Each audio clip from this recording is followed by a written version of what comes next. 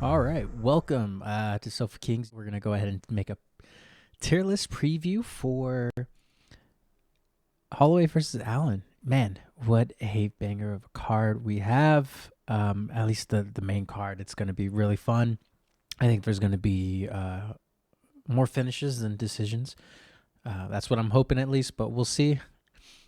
Getting right to it because I don't want to waste you guys' time here.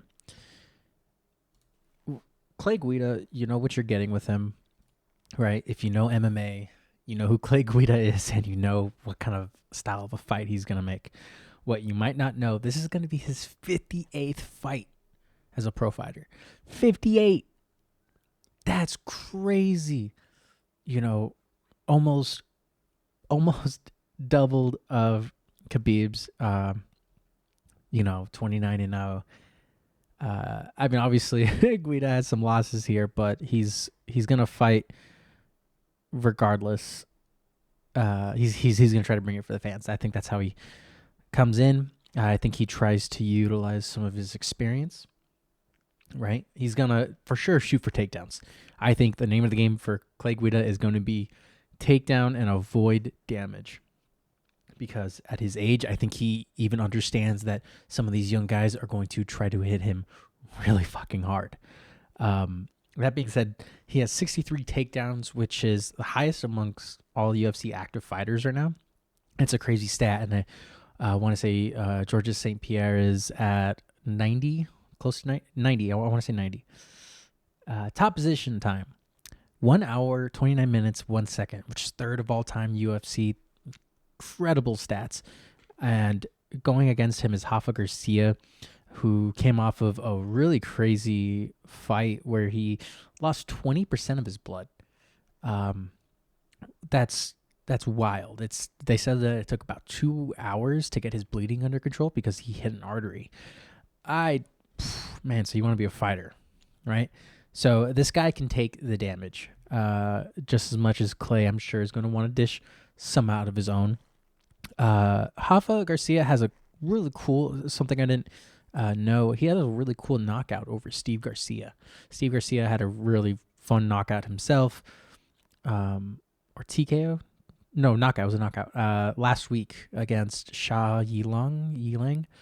That's kind of that's not a hard name to pronounce. I'm just not familiar with it. But the biggest question is, can Rafa carry the stamina going into the second half of the fight? Whereas we know Clay is just going to do it. He's going to push himself, even if it's not in his best interest. I think he's going to keep going for as long as he can because he loves this, and that's just the kind of guy that Clay is.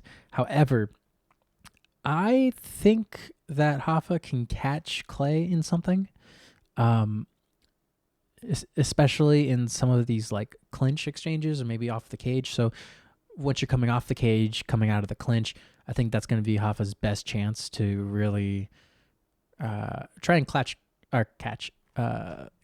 Glay Guida, which honestly, I need to see if he's... I don't think he's been knocked out yet, right? He has two knockout losses or TKO. So maybe the chin's there, maybe it's always going to hold up, but I'm going to go ahead. I'm going to say that this fight is going to be a really fun A-tier fight. I can't see how it's not going to be a fun fight. Clay is always going to try to bring it, and he's always going to burp in between rounds if he gets there, so can't wait to see that one. All right, next one, Pedro MUNHOZ versus Chris Gutierrez. Gutierrez coming up from the 13th spot, trying to take the 9 spot in that division. Not an easy thing to do in a very seasoned Pedro MUNHOZ. Honestly, Chris Gutierrez is coming off of like a lead knee knockout against Frankie Edgar, which always tough to see Frankie Edgar go out like that, but that was a good win for Chris Gutierrez.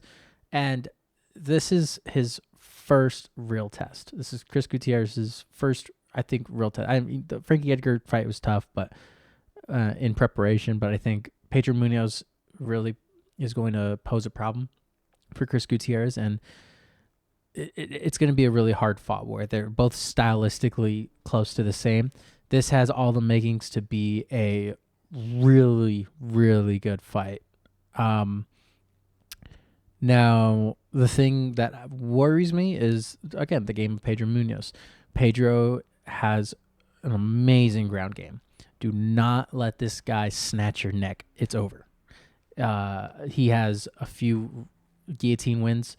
Um, when I was looking at it too, I don't know if he was holding on to those submissions a little bit longer than he's supposed to. I mean, he's letting go and he's not getting in too much trouble, but you could see he likes to hold on like half a second more. But it is what it is. You're going in there and you're fighting. You're trying to pose harm to the other person. That being said, he's coming off of like a really weird eye poke no contest with Sean O'Malley. So I'm sure he also has a chip on his shoulder to the same fact that he's like, I need to, put a stamp here, because that was a big fight that he could have, either won, lost, or just at least made more of a name for himself in that division, because I think that division right now is mainly names.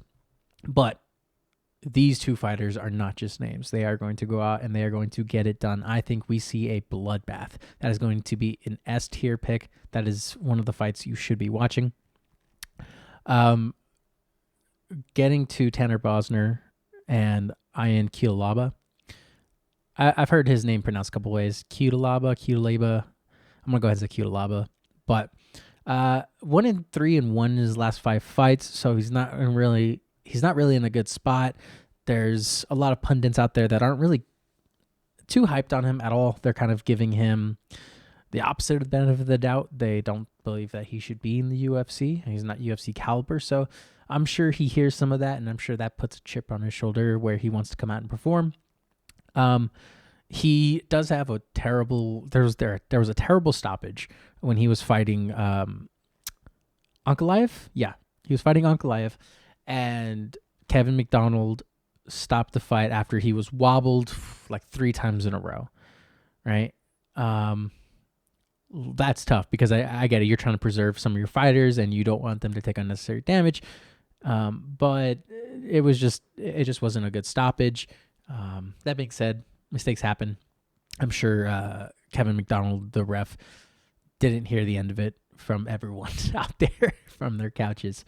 So here we are, right? Tanner Bosner dropping from heavyweight to 205 for the first time. I took a look at his Instagram, and he is in incredible shape. He looks very good for 205. I think he's going to be stronger. I think he's going to be bigger than Ian QUTELABA. He's 2-3 in his last 5 fights, so roughly in the same spot as QUTELABA. The biggest question is, can Tanner Bosner stop the takedown? I think he's going to be able to, right? So in the heavyweight division, he had a lot of issues controlling people. He can get them down sometimes, but he couldn't control them. There were some big boys he was fighting. That being said, I'm interested to see what happens here. I don't think it'll be the highest level of MMA at 205, but I do think it's going to be a somewhat entertaining fight. I'm going to go ahead and put that B tier. I don't have any... I don't have as much to say about it besides that. Dustin Jacoby and ASAMAT MURZAKANOV. Look, this dude is insane. I have been checking his stuff out all week. He comes up with knockouts from just anywhere he wants. If he wants to knock you out, all he's going to do is just bring his feet with him and then land his shot, because that's just the power he has. He's been fighting since about 2010. This is the fighter you want to watch, right? This is going to be the guy that's flying under the radar somewhat, right? He's the number 15 guy going after the number 13 in Dustin Jacoby. But this is the guy. And it's not to knock Dustin Jacoby. He's got like a really good striking game. He can change levels well and take a shot, which is going to threaten that a bit. I just don't think ASAMAT cares. I don't think he's going to respect anything that Dustin throws at him. Dustin is going to use some of his ground game to set up his striking. That's fine. That seems to be a pretty common tactic right now in MMA. I just hope that he's able to implement more than just 1-2 strike combinations throughout the fight. I would like to see ASAMAT tested a bit here. I just don't think it's going to happen. I have ASAMAT MURZAKANOV winning KO, TKO, which way he wants. First round, second round. I would go ahead and bet the under on this, honestly. It seems so like... But man, take that at your own risk, obviously. Dustin Jacoby, honorable mention here. 4 fights in 2021 and 3 fights in 2022. This is going to be his first fight in 23, I believe. So this man is active. I'll give him that. He's going to have... he's going to be crisp and sharp if he's not overworked. And I hope he's not overworked because this is a good fight. This is a good test for both of these guys to stay in that top 15 spot. That being said, I think this is going to be wild. We're going to see a wild knockout, or at least just something pretty brutal. Coming up in the co-main event, Edson Barboza, the number 14 guy, taking on Billy Quarantillo. Edson not having the best latter half of his career is still dangerous. The guy can still kick incredibly hard. He still comes out firing like a cannon on all cylinders in the first round, which to his detriment, right? I'm hoping he's maybe learned a little bit and is able to carry that cardio a bit through the fight, because he's dropped 2 to Bryce Harper. Wow, baseball. Bryce Mitchell and Giga Chikadze. And, those are tough losses, but I have Billy Quarantillo winning via decision only because, and again, I haven't really mentioned Billy Quarantillo, but this is how decisive it is for me. He's not going to threaten the takedown. I don't think in this fight, right? He can, but he throws heavy. There's a lot of head hunting, right? So if Edson is the more experienced guy here, or if he's at least fought higher level guys, he should be able to see that. He should be able to see that Billy isn't dipping his head, and that he'll just kind of fight with his mouthpiece bit really hard. Billy just needs to weather the storm for 1 round. That's it, realistically. If he can do that, he could probably he could start, hit and go a bit faster in rounds 2 and 3. Get the experience in round 1, check a kick or 2, make it so that Edson does not want to kick. That's going to be his game. I don't have this as being a real fun fight. I think it's going to be a point sparring match with maybe 1 or 2 clean combinations going in there. But I can't see it being worse than Tanner Bosner and QUTELABA. So I'm going to go ahead and put B tier. If anything, I'll go ahead and say that. Max Holloway and Arnold Allen. Jesus, where do we start? So Max Holloway, the number 2 guy, arguably one of the greatest featherweights of all time, facing off against Arnold Allen, the new up-and-comer who is fired up, honestly. He throws all of his punches with some mean intention. He's got to where he's at because of his skill. I don't think it's his mouth at all. The guy just wants to get in there, show that he's better than everyone else. Had an amazing fight with Dan Hooker and was able to put him out or put him away. Look, he got pushed back with the Dan Hooker fight. He did not. I don't think he was winning those first exchanges and was able to clip him. So the chin's there. He's joking about being peppered by Max Holloway, which is, I think, a reference to Max Holloway not exactly having the most amount of power for being a 145er, and maybe that's the weight cut. But I don't think that's what it is, man. I think Max, because he peppers you, is like the reason people just look terrible after their fights. You know what I mean? He's really good. He's going to take damage, of course. Yeah, if he's still not doing the whole sparring thing. DC mentioned it in their fight, where if you're not fighting actively or if you're not sparring, you don't get to build up that callus, and your face is going to redden up a little bit. Your eyes are going to tear up a little bit faster. But I don't think that's anything that Max Holloway isn't used to. He just has to keep playing his same game plan. He executed a wonderful fight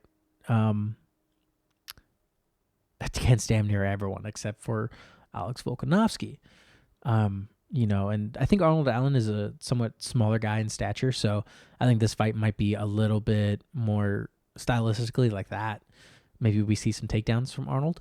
I doubt it, but just to threaten it, I don't know.